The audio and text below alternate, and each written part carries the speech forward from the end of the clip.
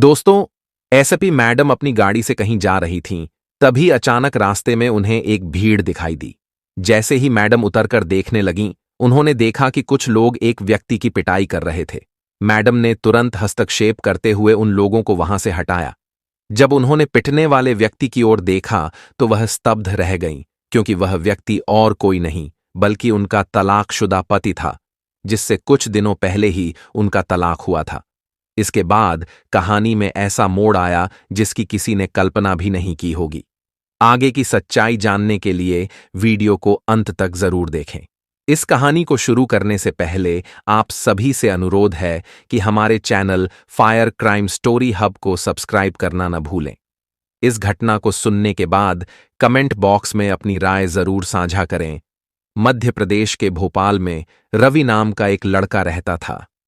रवि के पास काफी जमीन जायदाद थी और उसे पैसों की कोई कमी नहीं थी। उसने अपनी पढ़ाई पूरी कर ली थी और अब वह शादी के योग्य हो गया था। उसके माता पिता ने उसके लिए एक उपयुक्त लड़की की तलाश शुरू कर दी।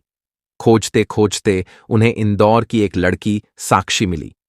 साक्षी पढ़ी लिखी थी और उसने ग्रेजुएशन पूरा कर लिया था। उसके माता पिता भी उसके लिए योग्य वर की तलाश में थे। जब दोनों परिवारों को एक दूसरे के बारे में पता चला, तो उन्होंने रवि और साक्षी के रिश्ते की बात चलाई। दोनों परिवारों की आर्थिक स्थिति अच्छी थी और दोनों के पास पर्याप्त जमीन जायदाद थी। इसी वजह से उन्होंने रवि और साक्षी की शादी तय कर दी। इसके बाद दोनों की धूमधाम से शादी हो गई और शादी के बाद साक्षी रवि के घर पहुंच जाती है। वहां जाने के बाद साक्षी घर को अच्छी तरह से संभालने लगती है और किसी भी प्रकार की परेशानी नहीं होती। साक्षी का पति रवि उससे बहुत प्यार करता है और उसकी हर छोटी बड़ी इच्छाओं को पूरा करने की कोशिश करता है। एक दिन अचानक साक्षी की एक सहेली, जो पढ़ाई लिखाई में बहुत होशियार थी और अब एक बड़ी अधिकारी बन गई थी, उससे मिलने आती है। जब साक्षी अपनी सहेली के ठाठ बाट और सफलता को देखती है, तो उसके मन में भी बड़ा अधिकारी बनने की इच्छा जाग जाती है। उसे याद आता है कि पढ़ाई के दिनों में वह अपनी सहेली से ज्यादा होशियार थी, लेकिन आज उसकी सहेली एक बड़ी अधिकारी बन गई है, जबकि साक्षी घर के कामों में ही सीमित रह गई है। यह सब सोचकर साक्षी के मन में विचार आता है कि वह भी अपनी पढ़ाई पूरी करके आईपीएस अधिकारी बने। जब उसकी सहेली वहां से चली जाती है, तो साक्षी अपने पति रवि से इस बारे में बात करती है। वह कहती है, देखो, यह मेरी सहेली है और यह सहेली पढ़ाई में मुझसे कमजोर थी, लेकिन आज एक बड़ी अधिकारी है, जबकि मैं घर के कामों में ही रह गई हूं। इसके बाद रवि उससे पूछते हैं, तो तुम क्या चाहती हो? साक्षी कहती है, मैं भी एक बड़ी अधिकारी बनना चाहती हूं। जो कुछ वह कर सकती है, वह मैं भी कर सकती हूं। साक्षी की बात सुनकर रवि कहते हैं, यह तो बहुत अच्छी बात है, लेकिन इसके लिए मुझे माता पिता से आज्ञा लेनी होगी। हमारे पास पैसे की कोई कमी नहीं है, लेकिन एक पद की कमी है। अगर तुम बड़ी अधिकारी बन जाओगी, तो वह कमी भी पूरी हो जाएगी। रवि साक्षी की बात मानने के लिए तैयार हो जाते हैं और साक्षी यह सुनकर बहुत खुश हो जाती है। उसे यकीन होता है कि उसकी सास और ससुर मना नहीं करेंगे, क्योंकि उसकी सास उसे बहुत प्यार करती है। इसके बाद जब रवि अपने माता पिता से बात करते हैं और कहते हैं कि वे साक्षी को पढ़ाना चाहते हैं, तो उनकी मां की भौं चढ़ जाती है। लेकिन जब रवि समझाते हैं कि वे भी चाहते हैं कि साक्षी पढ़ाई करे और एक बड़ी अधिकारी बने, तो उनकी मां को मजबूरन बेटे की बात माननी पड़ती है, क्योंकि रवि अपने घर की इकलौती संतान है और उसके माता पिता उसे किसी भी तरह से परेशान नहीं देखना चाहते। इसी वजह से उसकी मां कह देती है, कोई बात नहीं बेटा, अगर ऐसी बात है तो साक्षी पढ़ाई कर लेगी। घर का काम ही कितना है, उसे मैं खुद संभाल लिया करूंगी। इस तरह माता पिता ने साक्षी को पढ़ाई जारी रखने की अनुमति दे दी। इसके बाद रवि साक्षी से पढ़ने लिखने के लिए कहने लगते हैं।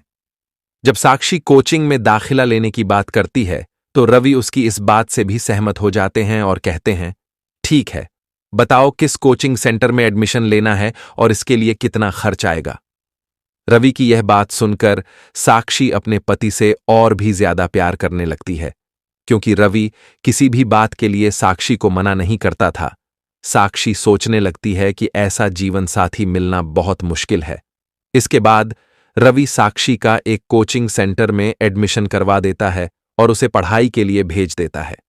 घर का सारा काम उसकी सास संभाल लेती थी, जबकि साक्षी कोचिंग में जाकर अपनी पढ़ाई पर ध्यान देती थी। धीरे धीरे समय बीतता है और 1 साल बीत जाता है। इस दौरान साक्षी ने अपनी पूरी मेहनत से पढ़ाई की थी, लेकिन जब उसने अपना पहला एग्जाम दिया तो वह प्रीलिम्स भी क्वालिफाई नहीं कर पाई। यह देखकर साक्षी थोड़ी मायूस हो जाती है।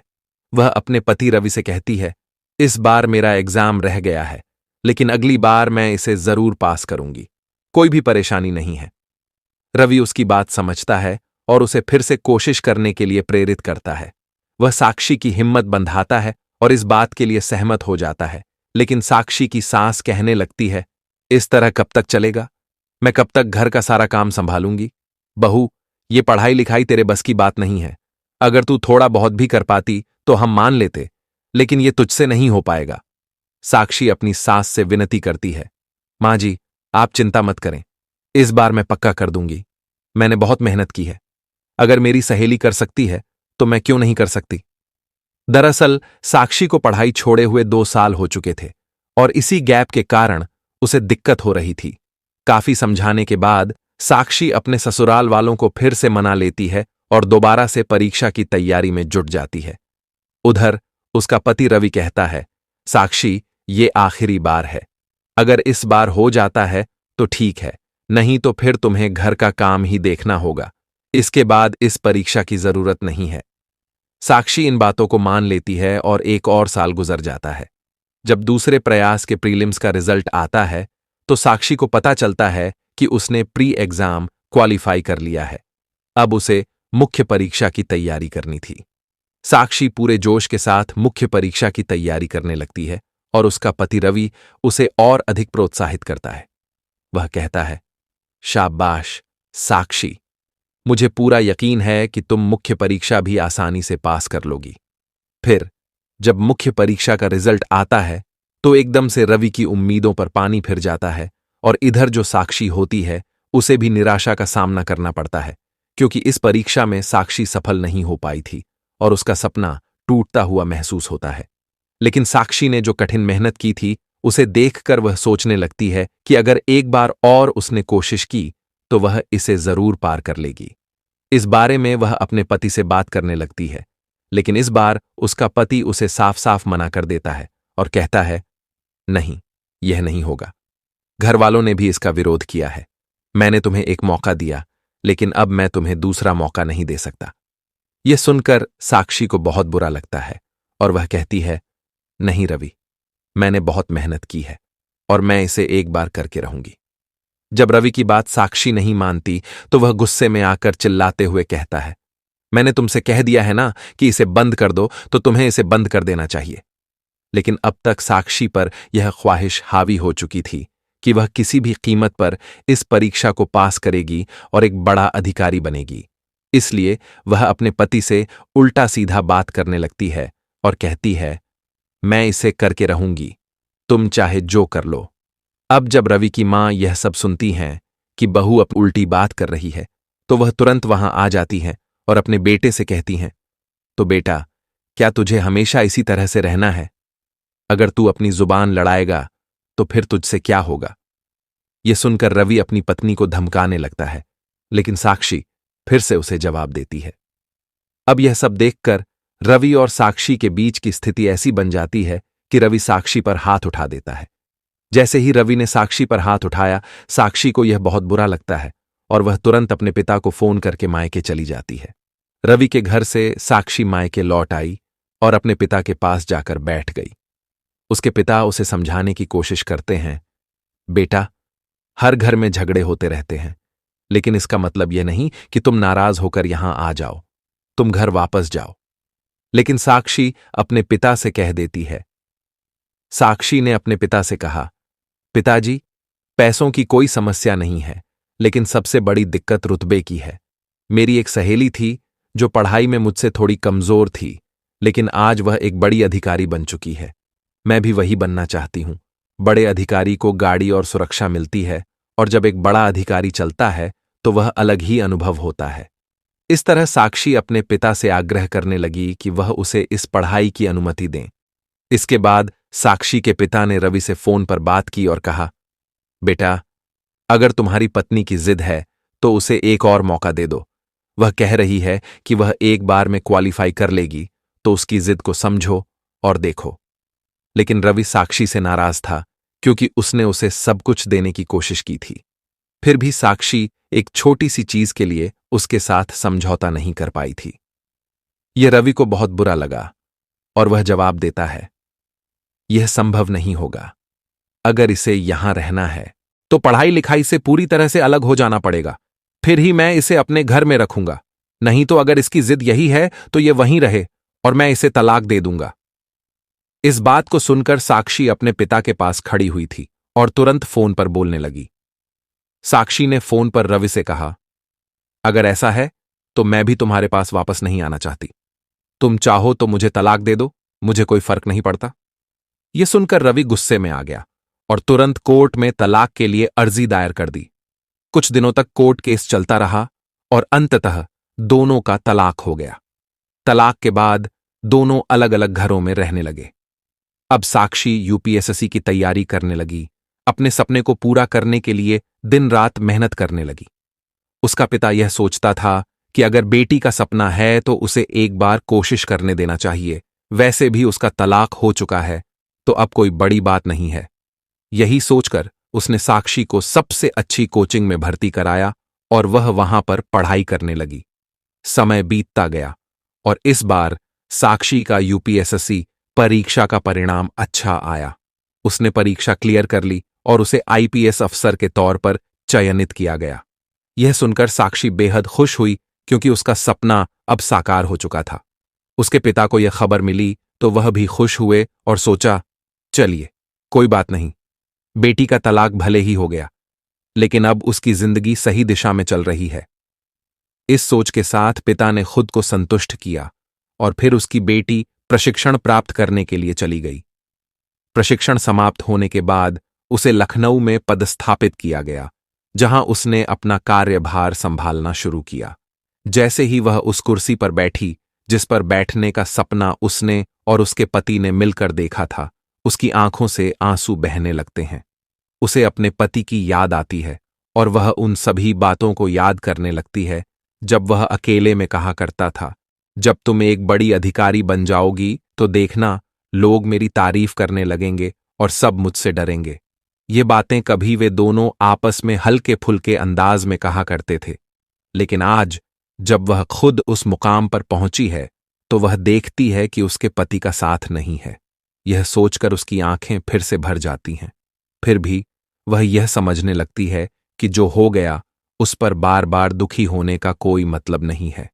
यह एक ऐसा मामला था जहां ना तो उसकी इच्छाएं पूरी हो सकती थीं और ना ही उसके पति की। यही सोचकर अपनी मेहनत और ईमानदारी से काम करना शुरू कर दिया और धीरे धीरे समय गुजरने लगा। अब उसे पद संभाले हुए लगभग 2 से 3 महीने हो चुके थे।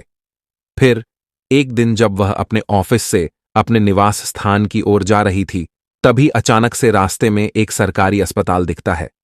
अस्पताल के बाहर कुछ लोग एक व्यक्ति पर बुरी तरह पिटाई कर रहे थे। एसपी साहिबा के आदेश पर वह पूरी भीड़ हट गई, लेकिन घायल व्यक्ति वहीं पड़ा हुआ था। जैसे ही एसपी साहिबा की नजर उस घायल व्यक्ति पर पड़ती है, वह हैरान रह जाती है, क्योंकि वह घायल व्यक्ति और कोई नहीं जिससे उसका काफी पहले तलाक हो चुका था और आज वह इस हालत में था। आग में यह सवाल चलता है कि यह इस तरह की हालत में कैसे पहुंचा। क्या उसने शराब पी रखी है या कुछ और हो सकता है जिससे वह इस हालत में है। फिर वह उसके पास जाती है और उससे बात करने की कोशिश करती है, लेकिन ज्यादा पिटाई की वजह से वह बेहोश हो चुका था। उसे उठाकर वहीं के सरकारी अस्पताल में भर्ती करा देती है। जब तक उसका इलाज चलता है, बाहर बैठी रहती है और वहीं इंतजार करती रहती है। लगभग 3 घंटे के बाद उसे होश आता है और जैसे ही उसे होश आता है, डॉक्टर साहब ने बताया कि उसे होश आ चुका है, जिसे आप यहां लेकर आई थीं। इसके बाद साक्षी अंदर जाती है और रवि से बात करने लगती है। वह उससे पूछती है, रवि, तुम्हारी हालत ऐसी कैसे हो गई? आखिर क्या हुआ था तुम्हें और वे लोग कौन थे जिन्होंने तुम्हारी पिटाई की?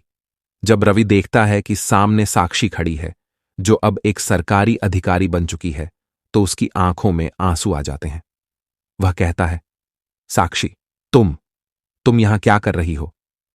साक्षी जवाब देती है, कुछ लोग तुम्हें पिट रहे थे, तभी मैं वहां से गुजर रही थी, तो मैंने ही तुम्हें बचाया। बचाने के बाद तुम होश में नहीं थे, इसलिए मैंने तुम्हें उठाकर यहां भर्ती करा दिया। लेकिन मुझे यह जानना है कि वे लोग तुम्हारी पिटाई क्यों कर रहे थे? क्या तुमने कुछ गलत किया था? रवि कहता है, हां, मैंने एक गलत काम किया था और उसी की सजा मैं आज तक भुगत रहा हूं। यह सुनकर साक्षी थोड़ी हैरान होती है और पूछती है, कौन सा गलत काम किया था? देखो, अगर तुमने कुछ गलत किया है तो यहां की एसपी मैं ही हूं और मैं तुमको बिल्कुल भी माफ करने वाली नहीं हूं। यह सुनकर रवि कहने लगता है, हां, मुझे पता है कि तुम मुझे माफ नहीं करोगी, क्योंकि वह गलत काम मैंने तुम्हारे साथ ही किया था। अगर मैं उस समय तुम्हें लेने के लिए वापस आता और तुम्हें एक और मौका देता, तो आज हम सभी लोग साथ रहते और कोई भी समस्या नहीं होती। यह सुनकर साक्षी थोड़ी देर तक गहन सोच विचार करने लगती है। वह सोचने लगती है, रवि के माता पिता को तो कुछ नहीं हुआ, फिर यह हालत क्यों हो गई? फिर वह पूछती है, रवि, क्या हुआ है? साफ साफ मुझे बताओ, पहेलियां मत बुझाओ। रवि साक्षी को बताने लगता है, साक्षी, जब तुम चली गई थीं, तो उसके बाद माता पिता की मर्जी से मैंने एक और लड़की से शादी कर ली। लेकिन वह लड़की मेरी जायदाद देखकर मुझसे शादी करना चाहती थी और उसके परिवार वाले मुझसे पैसा ठगने का सोच रहे थे। जैसे ही पहली बार उसे बच्चा होने वाला था, तो बच्चा होने के दौरान अचानक उसकी मौत हो जाती है। लेकिन जैसे ही यह खबर मेरे सास ससुर को पता चलती है, वे बहुत गुस्से में आ जाते हैं और मुझ पर यह आरोप लगाने लगते हैं कि मैंने अपनी पत्नी की ठीक से देखभाल नहीं की, जिससे उसकी मौत हो गई। वे मुझ पर इसका इल्जाम लगा रहे थे, जबकि असल में वे मुझसे पैसे उगाहने के लिए यह कहानी बना रहे थे। जब मैंने इसका विरोध किया, तो वे कुछ लोगों को अपने साथ लेकर आए और वही लोग मुझ पर पिटाई करने लगे। यह सुनकर साक्षी को समझ में आ जाता है कि रवि को पिटाई क्यों हुई थी, क्योंकि साक्षी अब कुछ दिनों से इस विभाग में काम कर चुकी थी और इस दौरान उसे यह समझ में आया कि अक्सर पैसे ऐंठने के लिए झूठे मुकदमे दर्ज करवा दिए जाते हैं, ताकि उनसे पैसे लिए जाएं और फिर उन पैसों से अपना जीवन चलाया जाए। इसके बाद रवि साक्षी की तरफ गहरे ध्यान से देखता है और फिर कहता है, लगता है कि साक्षी, क्या तुमने दूसरी शादी कर ली है? रवि ने पूछा। नहीं रवि, मैंने दूसरी शादी नहीं की है। दरअसल कुछ दिनों पहले मेरी पोस्टिंग यहां पर हुई है और अभी तक दूसरी शादी के बारे में सोचा नहीं है, साक्षी ने शांतिपूर्वक उत्तर दिया। रवि इस बात को सुनकर कुछ सोचता है और फिर कुछ कहना चाहता है, लेकिन फिलहाल वह कुछ नहीं कह पाता। ठीक है साक्षी, अब मैं ठीक हूं, तुम बेशक यहां से जा सकती हो, अब तुम्हारा यहां कोई काम नहीं है, रवि ने थके हुए स्वर में कहा। साक्षी वहां से जाने लगती है और जाते जाते कई बार वह मुड़कर रवि की तरफ देखती है। फिर साक्षी वहां से चली जाती है, जबकि रवि मन के अंदर बहुत गहन सोच विचार करता है। वह सोचता है, साक्षी बड़ी अच्छी लड़की थी। जब उनका तलाक हुआ था तो कोर्ट ने तलाक के एवज में कुछ रकम तय की थी, लेकिन साक्षी ने उसे लेने से मना कर दिया था। उसने कहा था, मुझे पैसों की कोई दिक्कत नहीं है, मैं अपनी मर्जी से तलाक ले रही हूं, तो यह मुझे पैसा क्यों देंगे? ये बात सोचकर रवि को बहुत पछतावा होता है। इसके बाद जब उसकी दूसरी शादी हुई थी, तो उसकी पत्नी के घर वाले उसे बिना किसी कारण के पिटाई कर रहे थे और सोच रहे हैं कि किसी भी तरह से इससे पैसे ऐंठे जाएं। अब इसके बाद वही होता है जो रवि को डर था। रवि के ससुराल वालों ने उस पर केस कर दिया और कहा कि 18 लाख दो और हम राजीनामा करेंगे। रवि के पास रुपयों की कोई कमी नहीं थी, लेकिन उसके पैसे कहीं पर अटके हुए थे और वह 6 महीने बाद आने वाले थे। रवि ने अपने ससुराल वालों से बात की, ऐसा करो, 6 महीने बाद मैं आपको पैसे दे दूंगा, लेकिन उससे पहले इस केस को खत्म कर दो और कोई भी दिक्कत नहीं होगी। पर वे लोग मानने को तैयार नहीं थे। इस पर रवि ने अपनी तलाकशुदा पत्नी साक्षी के पास जाने का फैसला किया। जब वह साक्षी के पास जाकर अपनी समस्या बताता है, तो साक्षी पूरी बात सुनने के बाद कहती है, देखो, लड़की वालों का पक्ष है और उनकी बेटी की जान चली गई है, तो इसमें मैं तुम्हारी कोई भी मदद नहीं कर सकती। उन्हें पैसे तो देने ही होंगे। रवि ने कहा, ठीक है, अगर ऐसा है और पैसे देने ही होंगे तो तुम उनसे कहो कि मुझे 6 महीने की मोहलत दे दें, उसके बाद मैं उनके पैसे चुका दूंगा। लेकिन अब इस बात को सुनकर साक्षी कहने लगती है, क्या तुम्हारे पास पैसे नहीं हैं? तो रवि कहने लगता है, पैसे तो हैं, लेकिन वे 6 महीने बाद वापस आएंगे। यह सुनकर साक्षी कुछ सोचने लगती है और फिर कहती है, ठीक है, अगर ऐसी बात है तो मैं तुम्हें पैसे दे देती हूं। उन पैसों से तुम अपनी जान छुड़ा लेना और बाद में मेरे पैसे लौटा देना। रवि, जो मजबूर था, साक्षी से पैसे लेने के लिए राजी हो जाता है और कहता है, ठीक है, अगर ऐसी बात है तो तुम ही पैसे दे दो और उनसे हमारा राजीनामा हो जाएगा। राजीनामा होने के बाद साक्षी और रवि बातचीत करने लगे। इधर रवि भी बार बार मौके ढूंढा करता था साक्षी से बात करने का। धीरे धीरे उसने साक्षी के पैसे लौटा दिए। यह बात साक्षी को भी समझ में आ जाती है। इसके बाद एक दिन साक्षी अपने पिता से बात करती है, क्योंकि साक्षी के पिता उस पर शादी का दबाव बना रहे थे। तो साक्षी कहती है, पिताजी, क्यों ना मैं उसी रवि से शादी कर लूं जिससे मेरा तलाक हो गया था। उसकी दूसरी पत्नी की मौत हो चुकी है और उनका बच्चा भी इसी डिलीवरी के दौरान इस दुनिया से चला गया है। साक्षी के पिता यह बात सुनकर सोच में पड़ जाते हैं और फिर सहमति जताते हुए कहते हैं, अगर तुम ऐसा चाहती हो तो मैं तुम्हारे फैसले के साथ हूं। 2 दिन बाद साक्षी के पिता सीधा रवि के घर पहुंचते हैं और वहां जाकर दोबारा से अपनी बेटी की शादी की बात करते हैं। रवि जब यह बात सुनता है तो अपने माता पिता के सामने हामी भरते हुए कहता है, मैं भी यही चाहता था, लेकिन जो कुछ भी हमने साक्षी के साथ किया उस वजह से मैं उनसे कह नहीं पा रहा था। इतने में रवि की मां भी वहां आ जाती है और हाथ जोड़कर साक्षी के पिता से कहती है, हमारी पहली बहू तो देवी थी, दूसरी बहू ने आकर हमें सब कुछ दिखा दिया जिससे हमें साक्षी की कीमत समझ में आई। इसके बाद दोनों परिवारों के बीच बात तय हो जाती है। कुछ समय बाद साक्षी और रवि की दोबारा शादी हो जाती है। शादी के बाद दोनों एक दूसरे के साथ खुशी खुशी जीवन व्यतीत करने लगते हैं। अब उस घर में न केवल पैसे की बल्कि एक सरकारी पद की भी प्रतिष्ठा है, जिसकी वजह से सभी लोग रवि की गांव में इज्जत करने लगते हैं। जब लोगों को इस बात के बारे में पता चलता है कि साक्षी ने किस तरह से रवि की मदद की और उनकी दोबारा शादी हुई, तो लोग बड़े ही आश्चर्य से देखते हैं। सभी इस बात को मानते हैं कि ऐसा होना असंभव लग रहा था, लेकिन साक्षी और रवि की कहानी ने गांव वालों को हैरान कर दिया। लोग उनकी इस नई शुरुआत की तारीफ करने लगते हैं और रवि की प्रतिष्ठा गांव में पहले से कहीं अधिक बढ़ जाती है। शादी के कुछ समय बाद साक्षी और रवि ने अपने जीवन में एक नई शुरुआत की। दोनों ने मिलकर एक दूसरे का सहारा बनते हुए अपने पुराने गिले शिकवे भुला दिए। साक्षी अपने ऑफिस के काम में व्यस्त रहती, जबकि रवि ने अपने व्यवसाय को फिर से स्थापित करने में जी जान लगा दी। साक्षी ने अपनी कार्यक्षमता और ईमानदारी से एक बार फिर से अपने विभाग में अपनी पहचान बनाई।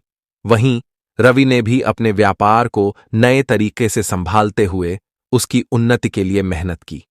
समाज में जहां साक्षी और रवि का पुनर्मिलन चर्चा का विषय बना हुआ था, कुछ लोग अभी भी उनके बारे में नकारात्मक बातें करने से नहीं चूकते थे। साक्षी को अक्सर यह सुनने को मिलता कि एक महिला के लिए अपने पूर्व पति को दूसरा मौका देना उसकी कमजोरी है। वहीं रवि के लिए भी यह सुनना मुश्किल होता था कि वह अपनी आर्थिक स्थिति की वजह से वापस साक्षी के पास लौट आया है। लेकिन इन सब बातों के बावजूद साक्षी और रवि ने ठान लिया था कि वे अपने जीवन को इन सामाजिक बाधाओं से प्रभावित नहीं होने देंगे। उन्होंने एक दूसरे का साथ देकर समाज के हर नकारात्मक पहलू का सामना किया।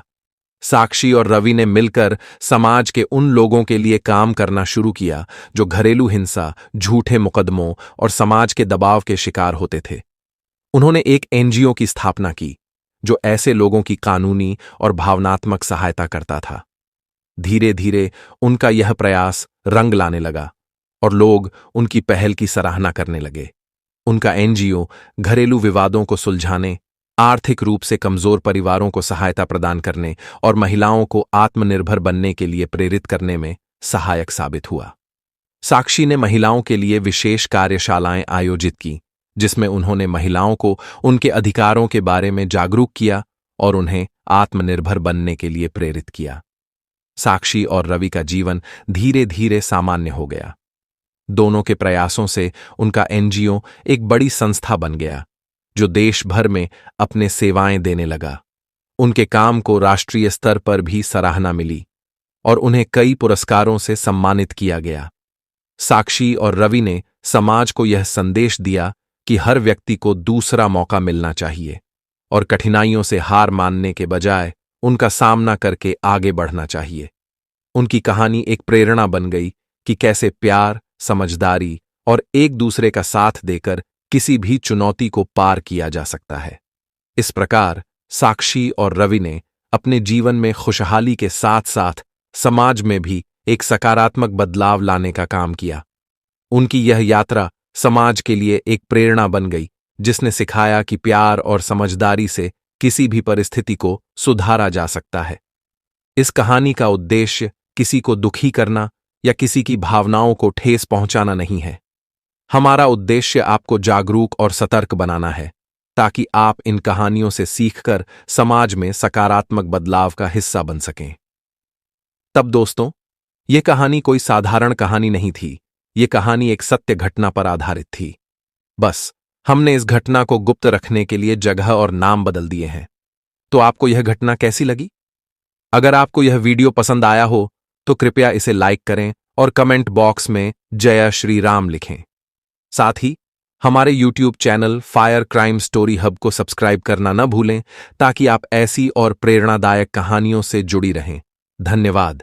जहां भी रहें, सुरक्षित रहें और सचेत रहें। दोस्तों, अपना कीमती समय देने के लिए बहुत बहुत धन्यवाद। फिर मिलते हैं एक नई कहानी वीडियो में। तब तक के लिए आप सभी का बहुत बहुत धन्यवाद।